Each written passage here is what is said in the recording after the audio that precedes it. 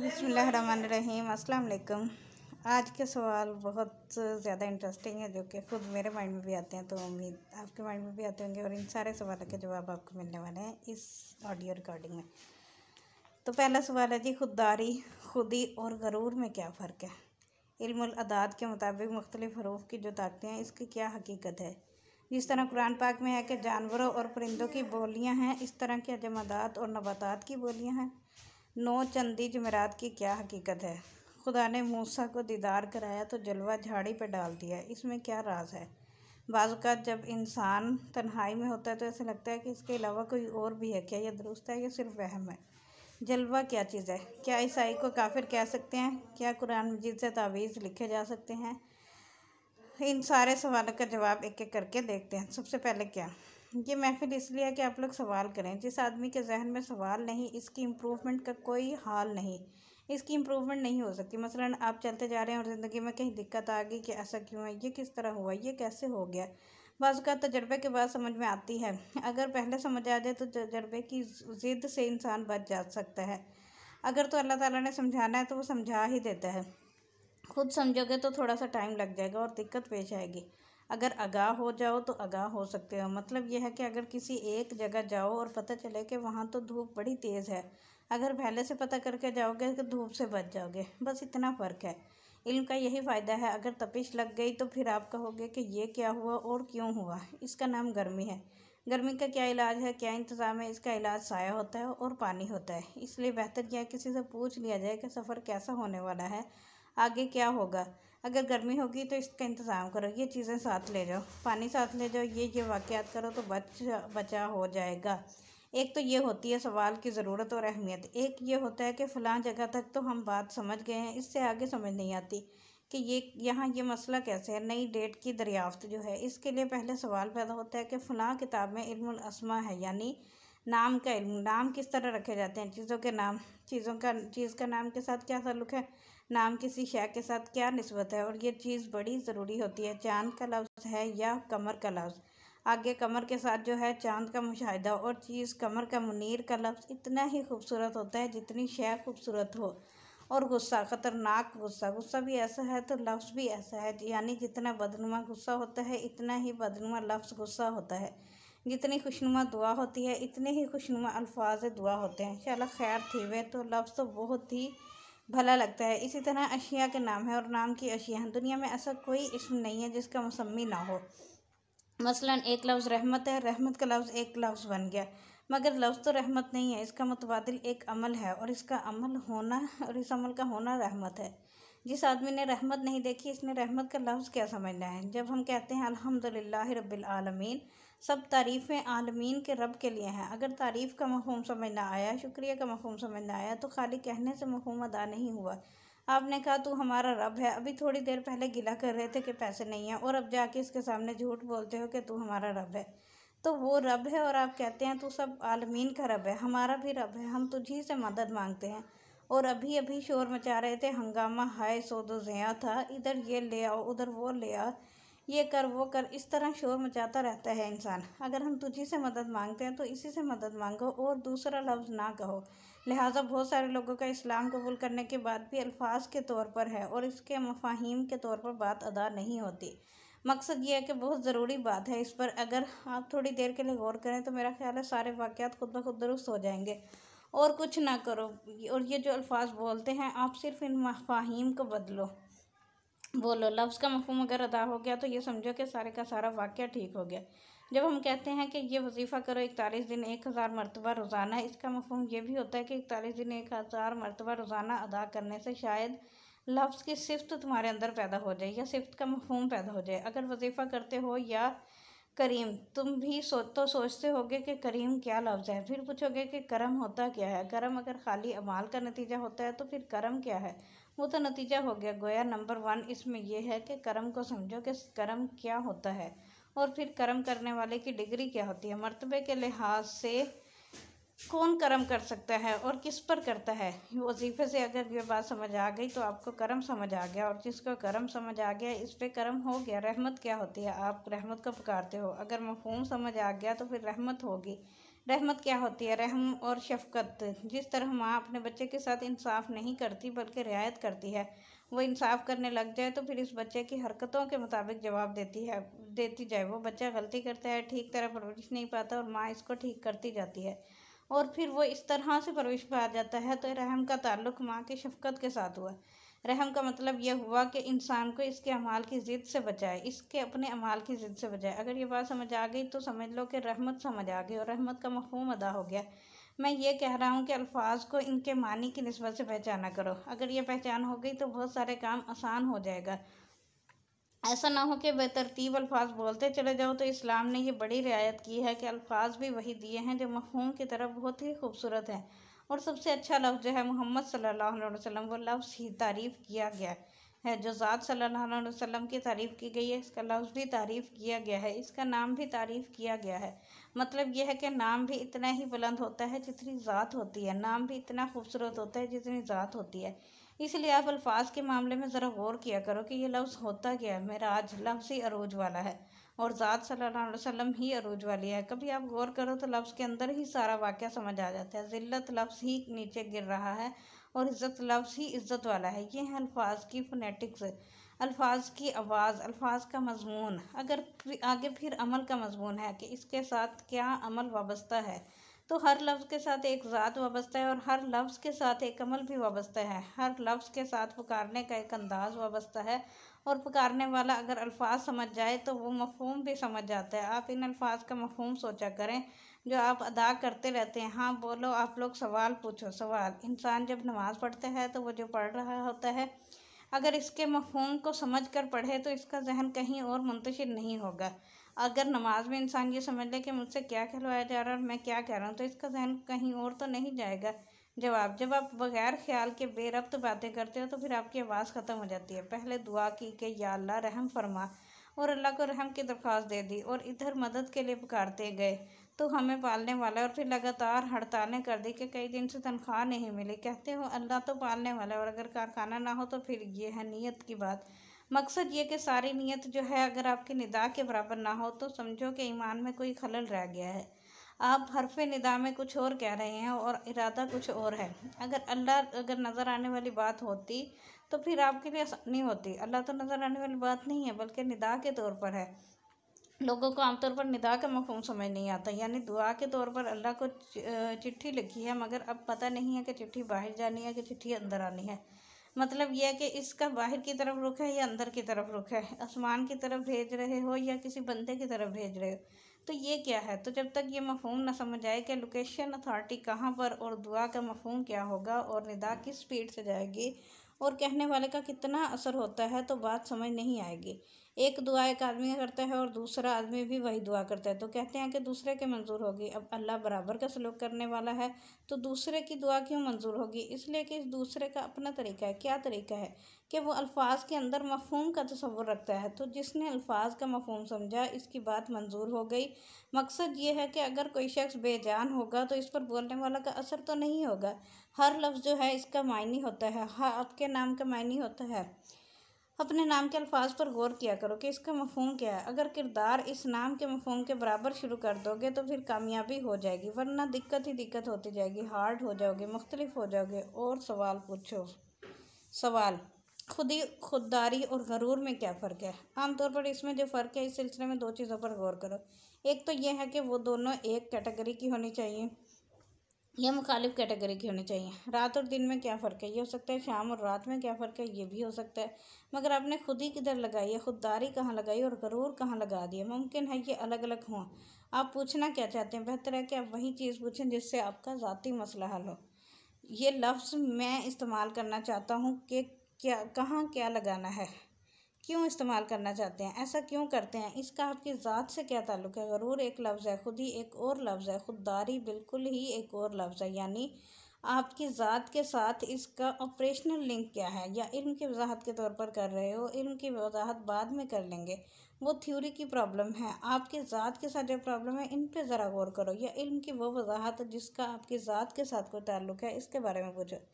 दरअसल ये साहब खुददारी के बारे में पूछना चाहते हैं। जवाब, आप जवाब ना दें, इनके साथ मेरी बात चलती है। आप अपने ज़ाती सवाल की शक्ल बनाएं। आप अपना सवाल बनाएं जो कि आपका ज़ाती सवाल हो, जो आपके जहन में सवाल हो, जिसका आपकी ज़ात के साथ ताल्लुक़ हो और जिसके जवाब से आपको कोई आसानी हो, वो सवाल पूछें। दूसरों की दिक्कत हल ना करें, ये मैं आपको नसीहत कर रहा हूँ। दूसरों की दिक्कत के हल के लिए ज़रूरी है कि दूसरों के साथ आपकी मोहब्बत हो और दूसरे आपसे मोहब्बत करें। बाज़ औक़ात मोहब्बत ही इलाज होता है। तीसरा बंदा घर में जाके मियाँ बीवी के झगड़े की सुलह कराना चाहता है तो वो कौन है सुलह कराने वाला? इस तरह तो तुझे दूने मारेंगे। पराए घर में दखल ना दो। दूसरों की डिस्कशंस में दखल ना दो। दो आदमी पता नहीं क्या डिस्कस कर रहे हैं, इनको करने दो। ये इनकी इक्वेशन चल रही है, इनके दरमियान अरूज पैदा हो रहा है, लुत्फ़ पैदा हो रहा है। जब तक आप इनके अंदर मकबूल शख्स ना हो, इनको मशवरा ना देना। उस्ताद मत बनो जब तक कि कोई आपकी क्लास ना बने, और मुबल्लिग ना बनो जब तक कि कोई आपसे पूछे ना। बेताल्लुक तबलीग से तौबा करो। वो अपने काम से कहीं जा रहा है और तू सामीन, मेहरबान, कदरदान शुरू कर देता है। मत करो ऐसी बातें। तो हर चीज़ का एक मफ़हूम होता है। आप लोग यहाँ बैठे हैं और अगर एक अजनबी आ जाए तो कहेगा यहाँ इतने सारे दाना ज़हीन किस्म के बंदे बैठे हुए हैं, मगर सारे चुप करके बैठे हैं। और कोई अक्लमंद आदमी आ जाए तो कहेगा यहाँ कोई खुदा न खास्ता फौत तो नहीं हो गया, ये चुप करके क्यों बैठे हैं। बात यही है कि हम ख़त्म होने वाले दिन का मातम करते हैं और हर सुबह को खुशामदीद कहते हैं। हमारी कहानी और है। दिन गया, अफसोस हुआ, नया दिन आ गया, मुबारकें हो गई। कैसी बात है ये? इसलिए इसका मफ़हूम समझो कि ये सब क्या है, फिर आप इसके अंदर रहकर सोचो और गौर करो कि आपका प्रॉब्लम क्या है। एक ये बड़े दावे की बात है कि अगर कोई सवाल हो तो पूछो, प्रॉब्लम हो तो बोलो। इसलिए मैं कह रहा हूँ कि अगर आपको ज़ाती तौर पर ख्याल की प्रॉब्लम हो, उलझन हो तो बताओ। पैसे की उलझन नहीं, अगर कोई ज़ाती प्रॉब्लम हो तो बताओ। कोई ज़ाती ख्याल हो तो पूछो। कोई ऐसी ज़ात बात जिसकी आप वजाहत चाहते हैं और जिसकी वजाहत से आपको फ़ायदा हो। सवाल: हजूर, मैं ये गुजारिश करना चाहता हूँ कि मसम्मी तो एक होता है लेकिन इसके इसम हज़ारा होते हैं। जैसे चाँद है, इसको चाँद कहने से आवाज़ एक तरफ जा रही है और फोनेटिक्स के हिसाब से अंग्रेज़ी में कहीं तो और तरफ जाएगी, मतलब मून जैसे। आप इसको यूँ समझें कि जिसने पहले इसका नाम रखा तो पहला नाम जो ये है ये शय के साथ नाजिल हुआ होता है, बाकी हम इसकी शनाख्त बना लेते हैं। चाँद का तुम क्या किकर कह लो, हो सकता है किसी ज़ुबान में ऐसा भी हो, लेकिन चाँद बनाने वाले ने इसका एक नाम साथ भेजा है। मैं इसकी बात कर रहा हूँ कि इस नाम के अंदर इसकी सिर्फ तकरीबन मौजूद होती है। यह नाम हम नहीं रख रहे कि इस बीमारी के ये नाम रख दो, वो रख दो। आमतौर पर जो नज़ूल का सिलसिला है वो अशिया के साथ अस्मा का भी है। अगर अस्मा समझ आ जाए तो अशिया समझ आ जाती है। मगर मसलन ये जो लफ्ज़ है इसका मतलब क्या है? शदीदुल अकाब, ये तो कोई सख्त लफ्ज़ है। इसमें आपको समझ आ जाएगी कि कोई सख्त बात है। हजूर, ये जो अदाद वाले हैं उन्होंने हरूफ की ताकतें मुकर्रर की हुई, क्या इसमें भी कोई हकीकत है? ये जो इल्म है ये इल्म गलत नहीं है, इसका इस्तेमाल बहुत सारे लोग गलत करते हैं, वरना ये इसकी मैथमेटिकल फॉर्म है। ये एक मुकम्मल वाक़या है। इस इल्म को गलत ना कहो, ये रिवील्ड अलूम में से है। नजूम भी रिवील्ड अलूम में से है। बाज़ औक़ात सिर्फ मुशाहिदा होता है। मसलन आपने एक बंदा देखा और इसे कह दिया कि आपको क्या तकलीफ़ है। अब यहाँ ना अदद का काम आया ना हाथ, इसने देखा ना एस्ट्रोलॉजी का वक्त पहचाना ना जायचा बनाया। ये भी इल्म अता होता है। बाज़ औक़ात निगाह का इल्म होता है, बाज़ औक़ात गौर का इल्म होता है। बाज़ औक़ात एक आदमी दूसरे आदमी को देखता है, उसे कुछ समझ नहीं आती, कहता है कि माफ़ करना मैं भूल गया था। बात दरअसल ये है कि ये अल्लाह ताला के काम है। मैंने पहले भी आपको बताया था कि अल्लाह ताला चाहे तो परिंदों का उलूम से नवाजे। परिंदे कई दफ़ा बात करते हैं। मसलन हुदहुद ने कमाल कर दी, बड़ी बात कर दी, और अल्लाह ने बाज़ औक़ात छोटी छोटी चीज़ों को भी सिफ़ात से नवाजा। भीड़ को और शहद की मक्खी को देखो, इसने अपना काम करना है, उसने अपना काम करना है। अल्लाह ताला ने कहा है कि इसको मैंने इल्हाम अता किया है, कर दिया, यानी शहद की मक्खी को इल्हाम हो गया कि अंदर फैक्ट्री लगा दो।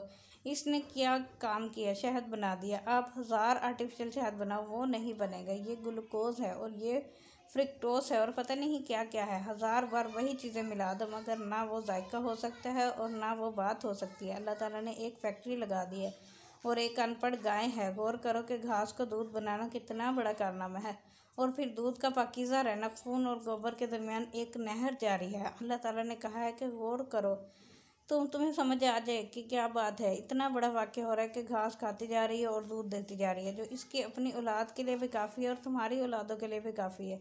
इन बातों पे गौर करो कि ये क्या वाक़यात हो रहे हैं। जिस तरह कुरान पाक में है कि जानवर और परिंदों की बोलियां हैं, इस तरह के जमादात और नबातात की बोलियां हैं। जितनी बूटियों का इल्म है, अकाकीर का इल्म, ये सारे का सारा रिवील्ड है। बूटियां बोली हैं कि मुझ में ये सिफ्त है, इसको 3 दफ़ा खर्ल करो, इसमें ये डालो तो हम आपके फना बीमारी के काम आएंगे। एक वाक़या लिखा है किसी बुज़ुर्ग ने, बड़ा अजीब वाक़या है। एक आदमी एक दफ़ा बाहर इस इलाके में गया जहाँ बूटियाँ होती हैं। कहता है मैं वहाँ बैठा ही था कि मैंने देखा मेरे सामने एक छोटा सा पौधा उगा और वो बढ़ता गया, आहिस्ता आहिस्ता 1 फुट के कद पर आ गया। इस पर एक फूल लगा। मैंने सोचा ये कोई बड़ी ताकतवर चीज़ है। मैंने फूल तोड़ा और खा गया। वो 60 साल का बाबा था। घर जाके इस बूढ़े को बुखार हो गया, इसका जिस्म फूल गया। कुछ देर बाद इसका जिस्म पुरजे पुरजे होना शुरू गया, लीरा लीरा हो गया। फिर वो फूला हुआ जिस्म कट गया, उतर गया और अंदर से 16 साल का जवान निकल आया। बात यह है कि इतनी बड़ी मौजज़ाना तौर पर उगने वाली जो बूटी, इसने कोई मौजज़ाना काम ही करना है। इसने ये बताया कि मुझे एक्सेप्शन दिया गया, मुझे इस्तेमाल करो। मैं कोई फार्मूले की बूटी नहीं हूँ, मैं फार्मूले से बाहर की बूटी हूँ। मुझसे फार्मूले से बाहर का काम ले लो। ऐसे वाक़यात होते रहते हैं। बूटियों ने खुद बताया, जिस तरह आप जानते हैं कि बाज़ कीमियागर लोग होते हैं और जंगलों में फिरते रहते हैं, तो ये एक इल्म है, फ़ज़ल भी है।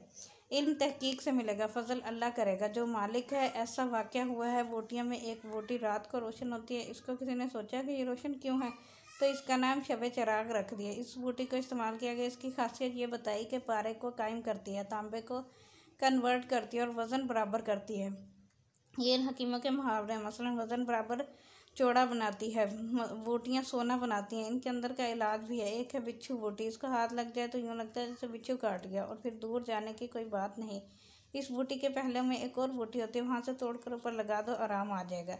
सन्यासी लोग ऐसा करते हैं। एक आदमी को देखा गया, सर्दी का मौसम, शिमला में। वो एक दरख्त के नीचे बैठा हुआ, बगैर लिबास के, लंगोट बांधे हुए है। न इस पर सर्दी असर करती है, न गर्मी असर करती है। He is going on nicely. एक आदमी इसके पास रहा। इसने कहा, बाबा मुझे और फैज़ नहीं चाहिए, मुझे यही दे दे कि जहाँ मौसम ही असर ना करे। इसने एक गोली दे दी, फिर असर हो गया। इसने कहा, गोली का नाम बता दें। इसने कहा, वो बूटी सामने उगी हुई। अब ये इसका फंक्शन बता रहा है। 9 चंदी जुमेरात को फ़लाँ वक्त इसको तोड़ दो और फिर इसको खर कर ले जाओ। हाँ, सवाल हजूर, अब सवाल यह है कि ये 9 चंदी जुमेरात की क्या अहमियत है। पहले ये देखो कि चाँद का असर होता है, क्यों होता है। फुल मून का असर होगा, इंसानों के मिजाज पर होगा, समंदर की सतह पर होगा और हामला औरत पर होगा। ग्रहण का भी असर होगा। जिस तरह ग्रहण का असर होगा, इसी तरह फुल मून का असर होगा। इसी तरह वो रातें जो अमावस की रातें कहलाती हैं, when there is no moon, वो तासीर में ज़रा कमज़ोर रातें होती हैं। और जो न्यू मून की रातें हैं, ये तासीर में ताकतवर रातें होती हैं। तो बच्चा पैदा हो गया, न्यू मून में पैदा हो गया, इधर से चाँद निकला और एक और चाँद पैदा हो गया। ये कोई और ही काम करेगा। ग्रहण के वक्त पैदा हुआ तो ख़ानदान के लिए अल्लाह अच्छा ही करे, शायद ना अच्छा हो। ये सारे वाक़यात में आसमान के मदार हैं, जैसे चाँद का। इसमें एक 9 चंदी जुमेरात है और एक अहम दिन है। जिस तरह दिन है ये हमने नहीं बनाए। 7 दिनों के अंदर कायनात का पूरा कंप्यूटर पैदा हो गया। 7 दिनों के अंदर पूरा कैलेंडर आ गया। अब ये ऐसा क्यों है, जुमेरात क्यों है और वाई नॉट जुमा। आम तौर पर बुजुर्गान दीन ने एक दिन मुकर्रर कर लिया कि बाकी दिन काम करते रहेंगे। इस दिन वहाँ खानकाह में जाके इकट्ठे हो जाएंगे। पहले वो बेचारे आते थे और पूछते थे कि बाबा जी कहाँ हैं। कहता है बाबा जी चले गए। पूछा वो कब आएंगे। कहता है वो कल आएंगे। इसने कहा ये तो बड़ी परेशानी की बात है, एक पहले चला गया, दूसरा कल आएगा। कहता है कि कोई दिन मुकर्रर कर लो। उन्होंने कोई और दिन मुकर्रर किया। उन्होंने फिर कहा कि कोई ख़ास दिन मुकर्रर कर लो कि जुम्मा पढ़ के निकलें। तो वो कहता है कि जुमेरात ठीक है। कहता है बाबा जी हम तो महीने में एक दफ़ा आ सकते हैं, तो फिर तुम 9 चंदी जुमेरात को आ जाओ। तो सबने मिलकर 9 चंदी जुमेरात को मुकर्रर कर दिया। इस तरह इसकी अहमियत बन गई। अब अहमियत वो है जो बुज़ुर्गों ने दी, तो बुज़ुर्गों ने इसको बुज़ुर्ग बना दिया। आगे जाके सारे सन्यासी मुसलमानों और हिंदू एक हो जाते हैं। ये बूटियों के साथ बूटी हो जाते हैं। क्या बात बताई, हालांकि नहीं होना चाहिए, लेकिन वो कहते हैं कि हम बूटी हैं, तो बूटियों की ज़बान बन जाते हैं। इनका दीन में और कोई नहीं होता, अल्लाह ही इनका दीन होता है। कहता है कि बता ये कुछ बोली है। कहते हैं हाँ ये बोली है। 100 तरह का इलाज बताया इसने, बाकी याद नहीं रहा। कहता है चल यही बता, बाकी बातें पूछने कोई और आ जाएगा, क्योंकि ये कभी कभी बोलती हैं। तो बूटियाँ बोलती हैं। इस तरह हद तक वाक़या रिकॉर्ड किया गया कि एक दरख्त जिसका फल ना आता हो, इसके पास खड़े होकर आवाज़ दे दो कि अब के फल ना आया तो हमने तुझे काट देना है। फिर इम्कान हो जाता है कि अगली दफ़ा फल आ जाएगा। जिस तरह ज़मीन बेजान है मगर ज़मीन सुनती है। हाँ ये सही है। ज़मीन में अमानत दफन करो तो 6 दिन तक मुर्दा ताज़ा वापस लो, बल्कि साल तक मुर्दा सही रहेगा। बल्कि कई साल तक ज़मीन जरूरत नहीं करती कि इसके अंदर अपना कीड़ा भेजे। अब ज़मीन जो है इसने सुन ली आपकी बात। क्या है ज़मीन आपके पास, ये हमारी अमानत है, इसलिए एहतियात करना। जो ज़मीन 2 चीज़ें हैं इन्हें मत भेजना। बेशुमार चीज़ें होती हैं, सी होता है, कीड़े मकोड़े होते हैं, पता नहीं क्या क्या होता है। एक दफ़ा मियानी साहब में मुर्दा दफन करने लगे, इसमें से जान निकल आया। इसे मारने लगे। किसी ने कहा इसे ना मारो, इसने बड़ा काम करना है। यहाँ दुनिया तक के काम मौलवी साहब करेंगे या पीर साहब करेंगे, और अगला तज़किया वजूद का वो यही करता है।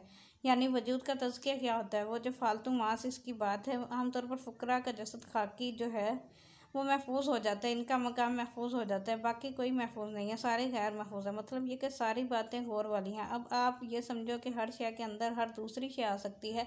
मतलब ये कि आप ऐसे इंसान हो, अल्लाह का जिक्र करते हो तो अल्लाह को तो पता चल जाता है। इसने फरमाया कि तुम मेरा जिक्र करो, हम तुम्हारा जिक्र करेंगे। तुम महफिल में करोगे, हम महफिल में करेंगे। हमने पूरी महफिल लगाई है। तुम तन्हाई में करोगे, हम तन्हाई में करेंगे। तुम खफ़ी करोगे, हम खफ़ी करेंगे। जल्दी करोगे, हम जल्दी करेंगे। जो तुम करोगे हम भी वही करेंगे। बंदे ने ज़िंदगी में अल्लाह को याद किया, अल्लाह ने ज़िंदगी के बाद इस बंदे की याद कायम कर दी। सब लोग फटाफट जा रहे हैं। किधर जा रहे हो?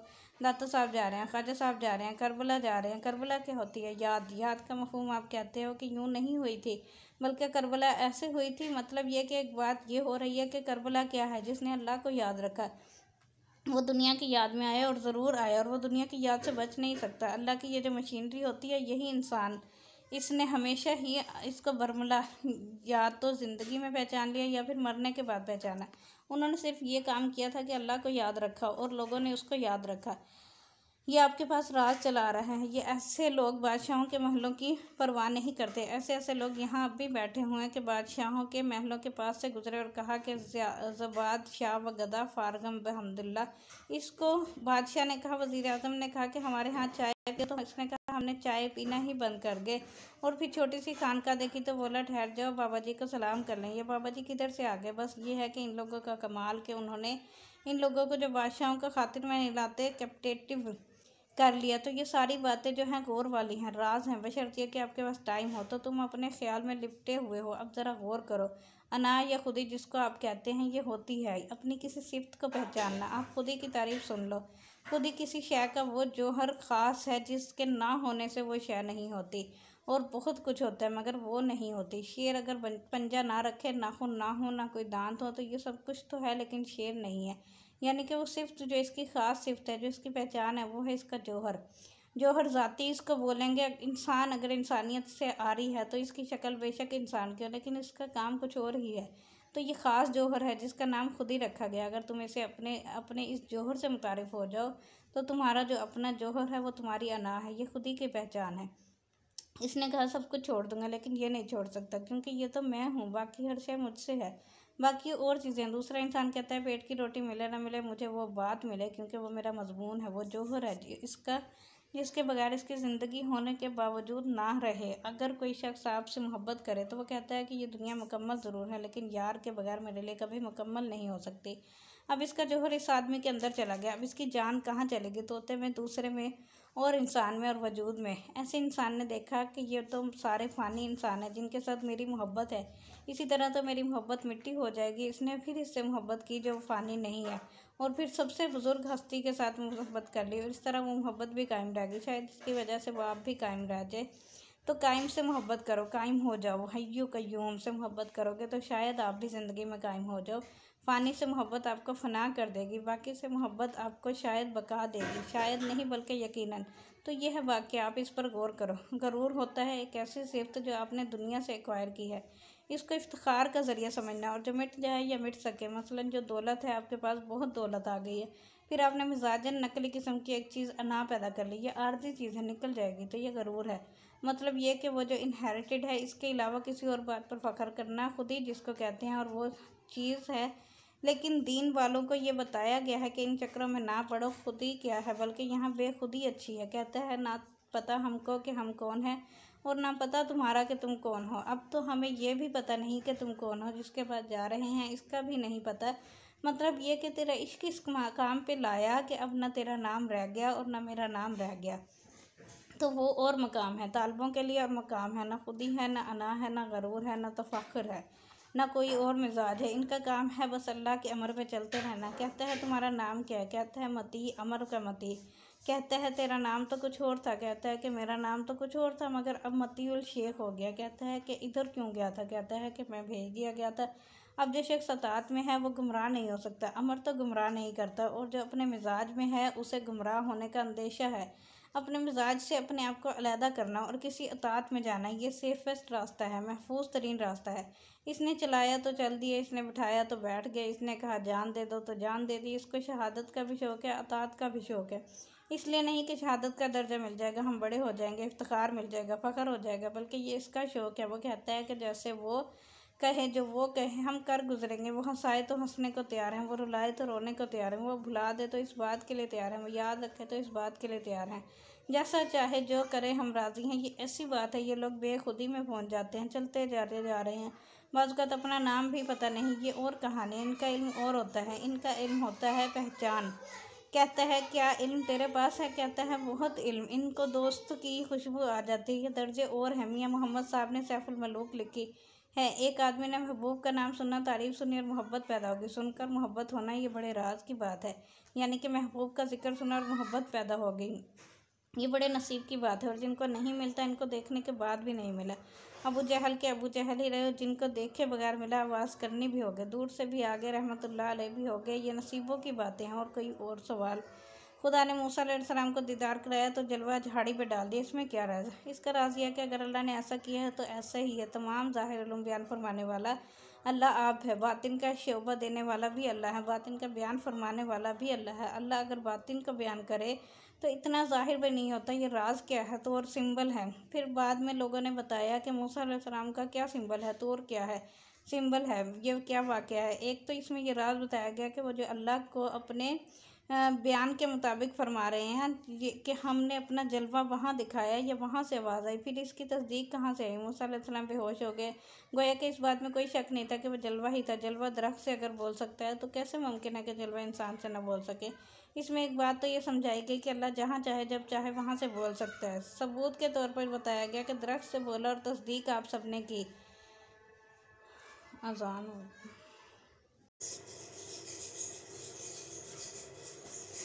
जिसे आप झाड़ी कह रहे हैं वो या दरख्त हो, वो मकाम दिल है।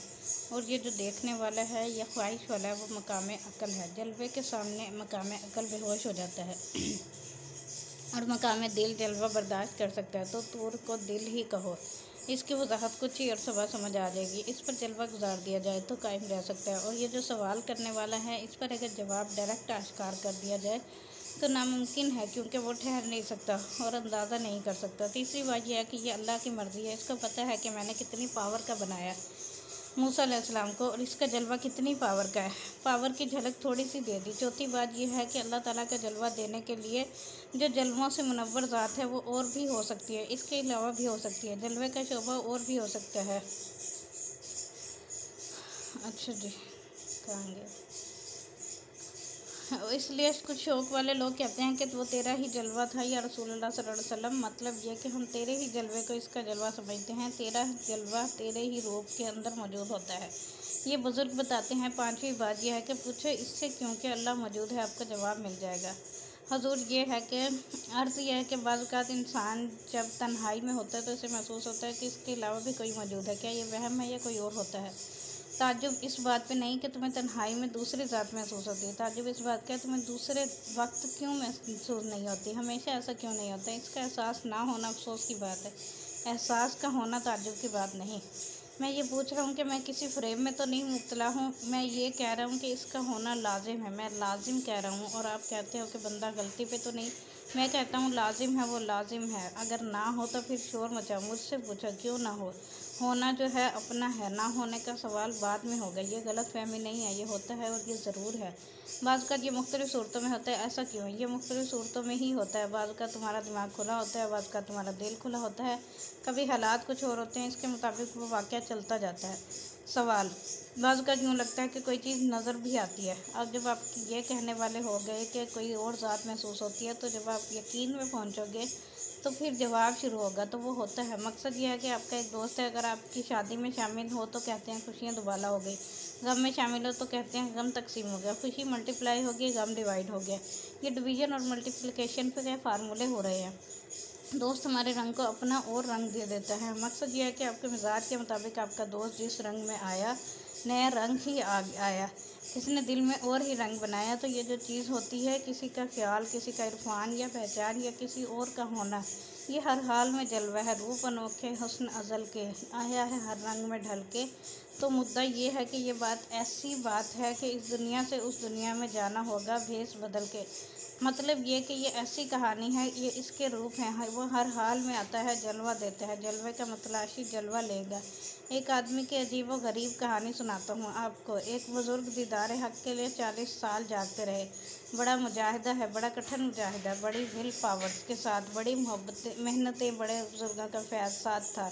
40 साल तक कुछ नज़र नहीं आया। कहने लगे ऐसे ही वक्त ज़ाया हो गया, जलवा नज़र नहीं आया, लो अब सो जाओ। सो गई तो दीदार हो गया। अब शोर मचाया दिया कि देखो मैं क्या करता रहा हूँ 40 साल, और नींद में सारी बात होगी। इनके बुजुर्गों ने पकड़ लिया इनको और कहा कि वो 40 साल का जागना ही तुझे नींद में फैज़याब बना गया।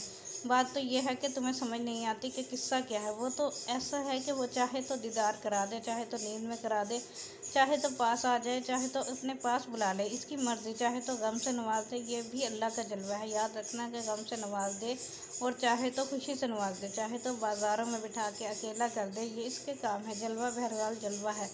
जलवा गौर करने वाले का नाम है, देखने वाले का नाम है, महसूस करने वाले का नाम है। जिसने कान पैदा किए हैं, क्या इसको आवाज़ों का पता नहीं? आप ही बता दो। अगर शौक के कान खुले हों तो आवाज़ कैसी होगी? आहट होगी। सुन रहा हूँ मैं आहटें तेरी, तू कहीं आस पास है आ जा। अगर आंख खुली हो तो कोई और जलवा दे देगा। आम आदमी कहता है कि वो कोई जलवा तो नहीं था, वो तो रोशनी सी गुजरी थी। आम बात ही, इसके लिए कोई ख़ास बात नहीं होती, लेकिन जलवे वाले के लिए बड़ी अजीब बात होती है। अल्लाह चाहे तो आंखों के ज़रिए जलवा दिखा दे, कानों के ज़रिए जलवा दिखा दे, एहसास के ज़रिए जलवा दिखा दे, हैरत कदा अकल में जलवा दिखा दे, एक उलझा हुआ सवाल हल कर दे तो जलवा हो गया। नामुमकिन मसला हल हो जाए तो जलवा हो गया। जलवा जो है ये तालिब के मिजाज के मुताबिक मिलता है, और कभी अपने मिजाज के मुताबिक इबादत गुजारों को देता है, यानी चक्की पिसा के कहते हैं काम हो गया। कभी अपने तालिबों के इस प्रोसेस से गुजारता है, वो प्रोसेस और है। कभी लोग पुकारते हैं, जंगल में पुकारते हैं। जब कोई जंगल में पुकारता है तो इधर से एक आदमी आ जाता है, ये क्या कर रहा है? जंगल में पुकार रहा है, ये काम क्यों नहीं कर लेता? तो ये है जलवा। वो बंदा प्रॉब्लम यूँ हल कर गया। एक और शख्स कहता है कि इधर किधर अल्लाह को पुकारता जा रहा है, छोटी सी बात है, यूँ कर लो। आंखों के लिए सुरमा चाहिए तो इस तरह सुरमे से आँख खुल जाएगी और बसीरत मिल जाएगी। इसलिए जब आप इस्तेदाद से बढ़ के मांगते हैं तो वो आपकी इस्तेदाद के मुताबिक आपके तमाम कवा को सरफराज फरमाता है। ये नहीं कि सिर्फ आँख के ज़रिए जलवा आ गया, बल्कि आपके तमाम कवा को आसानियाँ अता फरमाता है। तो ये है जलवे की इस्तेदाद। इसलिए वो जब चाहे, जहाँ से चाहे, अपने जलवे को ज़ाहिर फरमा दे। ऐन मुमकिन है इसका जलवा देने के लिए आगे इसके नुमाइंदे हों, तो ये ऐन मुमकिन है। पीरों को मानने वाले कहते हैं कि जलवा पीर से मिला है, तो ये कहते हैं, लोग कहते हैं कि पीर से मिलता है क्योंकि वो सूरत ज़िल्ले इलाही है। कुछ लोग कहते हैं कि यहाँ से मिला, कुछ लोग कहते हैं कि हमें वहाँ से मिला। एक कहता है कि हमें तो एक मुसाफिर मिल गया था, वो जाने वाला था, इसने कहा ये चीज़ ले लो, तुम्हारे काम आएगी। यूँ भी होता है कि किसी की खिदमत कर दो और वो मुसाफिर जाते हुए कहे कि ये चीज़ पास रख लो, काम आएगी। अल्लाह चाहे तो मुसाफिरों से अता करवा दे, चाहे तो मुकीम से नवाज दे, जो चाहे करा दे। तालिब को सादिक होना चाहिए, सादिक हो गया तो तलब वैसे ही पूरी हो गई। सादिक इसको बनाया जाता है जो मंजूर हो जाए, वरना सदीक नहीं बनाया जाता। तलब भी सादिक इसकी होती है जिसका मंजिल से नवाजना हो। वरना आम आदमी से कहो कि पहाड़ की चोटी पर जा रहे हैं तो वो कहेगा छोड़ो, आराम से बैठो, चाय वाय पियो, मेरा ख्याल है पहाड़ की फ़ोटो ले लेंगे। और जिसकी तलब सादिक हो तो वह इसको नवाजता है, जिसका शौक़ अच्छा हो इसका नवाज दिया जाता है। अब ये शौक़ कभी ख़त्म नहीं होगा क्योंकि इसका जज्बा मंजूर हो गया। अगर शौक़ की मंजिल ना हो तो फिर सारी जिम्मेदारी आदमी की अपनी है। शौक़ की मंजिल का मतलब ये है कि ज़िंदगी का गिला ना किया हो। ये शौक़ की मंजिलें हैं, मतलब ये कि उन्होंने ज़िंदगी का एक ज़रिया निकाल दिया, ज़िंदगी का दूसरा ज़रिया निकाल दिया और वो खुद आप आके बैठ गया।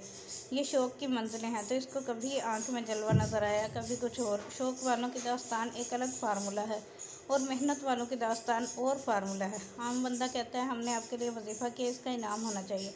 ये वजीफ़ा ज़रूरियात का नाम है, जलवा भी ज़रूरत होता है और वो सिर्फ जलवे के लिए वजीफ़ा करते हैं। अब इसका और तरीका है, वो चल ही पड़ते हैं, रोज़े अज़ल के मुसाफिर होते हैं, इनके लिए और कहानी होती है। तो अल्लाह ताला देते हैं, अल्लाह के अपने काम है। वो जब चाहे आपको पैमाने में तोलना शुरू करा दे, जब चाहे नवाजिश कर दे, जब चाहे कहर कर दे। मैं कहता हूँ कि जिनका इश्क मंजूर हो जाए इनको तालिब सादिक बना दिया। सादिक होना मंजूरी है, सादिक बनाना मंजूरी की सनद है। लगन सही हो जाए तो समझो कि इसको मंजूर कर लिया गया, ये मंजूरी की दलील है। और कोई सवाल पूछो।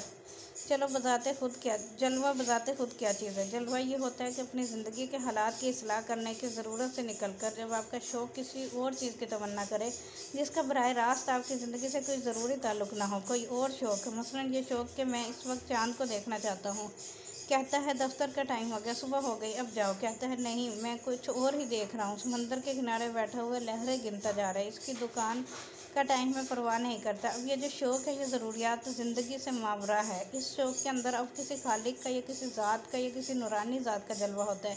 इसको हम कहेंगे जलवे की तमन्ना। अब जलवा खुद क्या है? जलवा खुद बहुत खूबसूरत चीज़ है। मसलन चाँद जो है बज़ाते खुद रोशनी नहीं, मगर चाँदनी जो है ये जलवा है। फ़र्ज़ करो एक शक्ल है आपका महबूब बेटा या महबूब दोस्त। अब जो दोस्त है इसकी आंखें, कितनी आंखें हैं?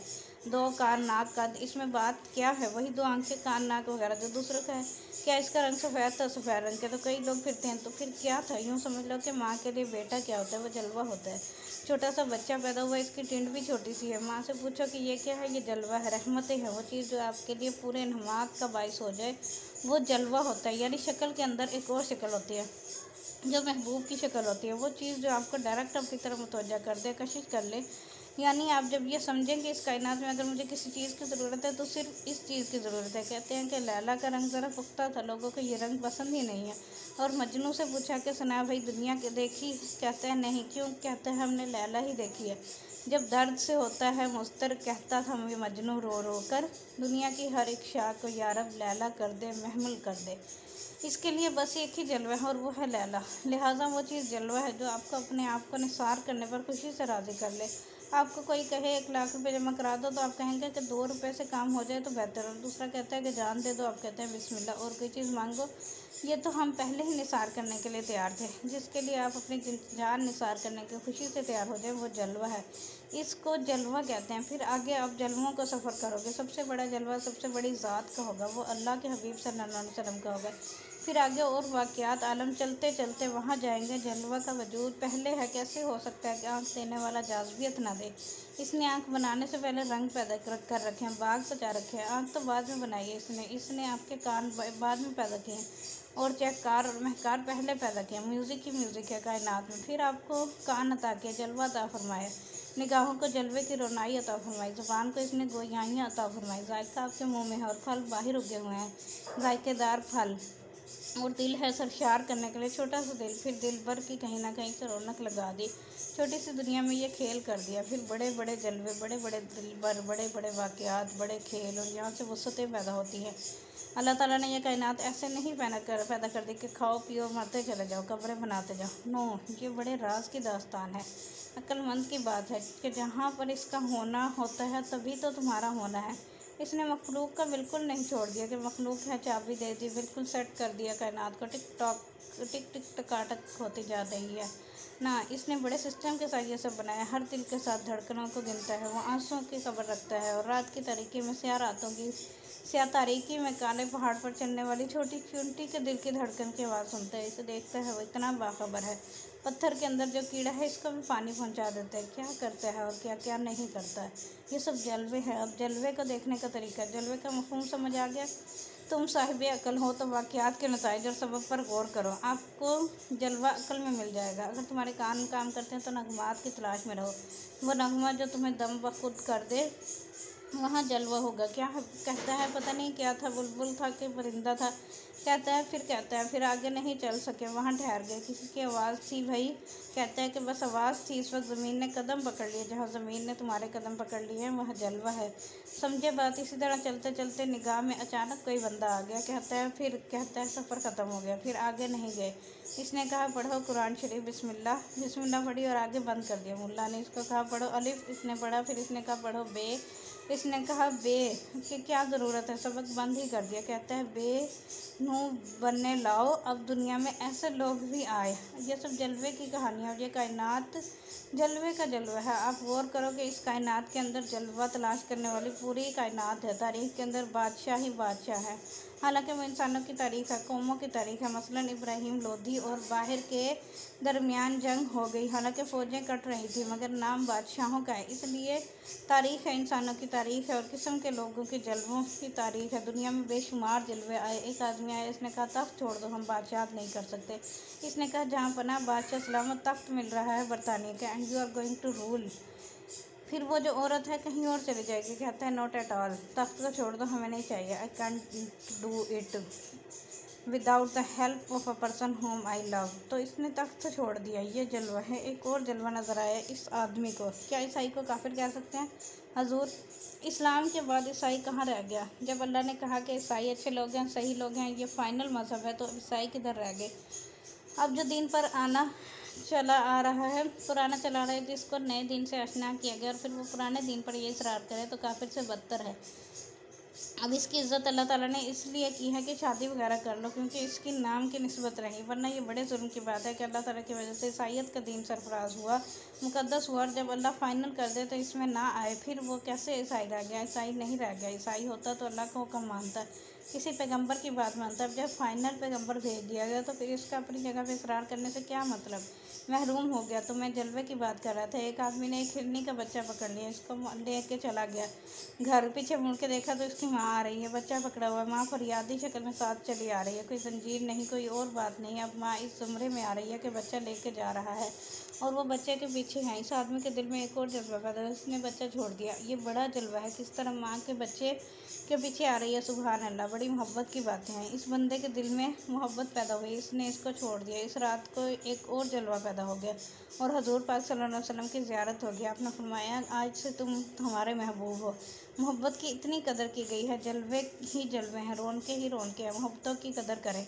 मोहब्बत वाले लोग सारे ये और किस्म के लोग होते हैं, इनके यहाँ गिनती का माल नहीं होता। ये मोहब्बत के बड़े जलवे हैं। कभी आप निगाह करो तो इस कायनात के अंदर एक और कायनात नजर आएगी। और ये करो, कोई और सवाल पूछो, बोलो, क्या कुरान की आयत से तावीज़ लिखे जा सकते हैं? नहीं। कुरान पाक को तावीज़ बनाने से बचो। तावीज़ बनाना अमलियात के लिए इस्तेमाल करना, रमल के लिए इस्तेमाल करना है। असर तो ज़रूर होगा, लेकिन इस बात के लिए आप कुरान को यूज़ ना करो।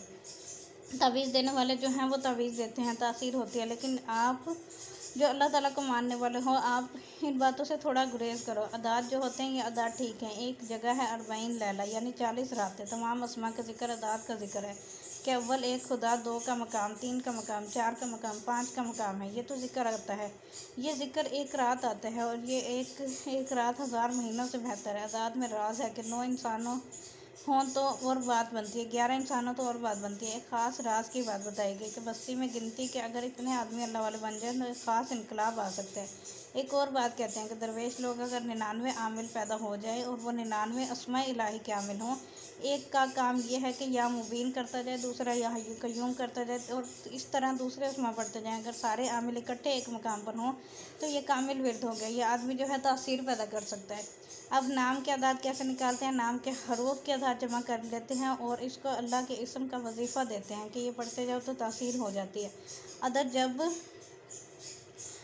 जब अदद से टहली कर गया तो नाम तासीर में आ गया। लेकिन आप इस बात से गुरेज करो, आप अल्लाह के बंदे हो, अल्लाह अल्लाह करते जाओ, हर मुश्किल टल जाएगी। दुनिया में बच्चे पैदा होने हैं, आधे मर्द और आधी औरतें। जिसको पीर साहब ने बेटा दिया वो स्कूलों में जाके देखे कि कितने बेटे होते हैं, और कॉरपोरेशन में जाके पता करें कि रोज़ कितने बेटे पैदा होते हैं। वहाँ ना कोई पीर है और ना मुरीद है, बेटे ही बेटे हैं। बेटे भी पैदा हो गए, बेटियाँ भी पैदा हो गई। लंबी चौड़ी कहानी कोई नहीं है। अगर आप गरीब हैं और वजीफ़ा करते जाने हैं, गरीब हैं तो आपसे ज़्यादा गरीब लोग भी हैं, और ये और कहानी है। बस अपने रजू को ठीक करो, हालात को ठीक करने की बात नहीं। हालात तो ठीक हो जाएंगे, मेहनत के साथ चलते जाओ, गुजारा करते जाओ। ये ऐसी बात है कि हम दास्ताने इश्क मुकम्मल ना कर सके, आगाज़ रह गया, कभी अंजाम रह गया। कभी तनख्वाह कम रह जाती है, कभी खर्च बढ़ जाता है।